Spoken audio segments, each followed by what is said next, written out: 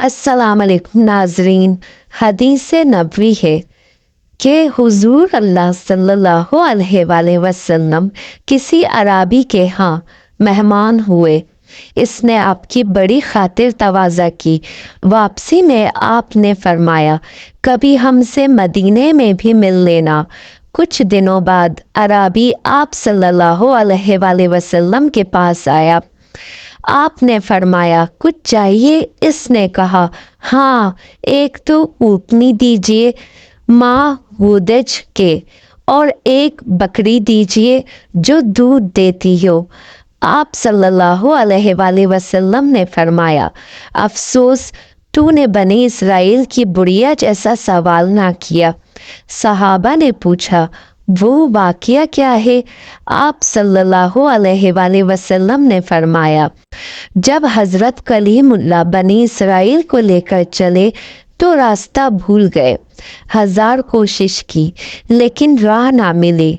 आपने लोगों को जमा करके पूछा, ये क्या अंधेरा है? तो उलमाए बनी इसराइल ने कहा, बात ये है कि हज़रत यूसुफ अलैहिस्सलाम ने अपने आखिर वक्त हमसे अहद लिया कि जब हम मिस्र से चले तो आपके ताबूत को भी यहाँ से अपने साथ लेते जाएं।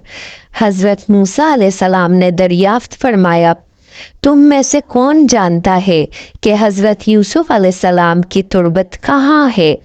सब ने इनकार कर दिया कि हम नहीं जानते। हम में से एक बुढ़िया के सिवा और कोई भी आपकी कब्र से वाकिफ नहीं। आपने इस बुढ़िया के पास आदमी भेजकर उसे कहलवाया कि मुझे हज़रत यूसुफ अलैहिस्सलाम की कब्र दिखलाओ। बुढ़िया ने कहा, हाँ दिखलाऊंगी, लेकिन पहले अपना हक ले लूं। हज़रत मूसा अलैहिस्सलाम ने कहा, तू क्या चाहती है?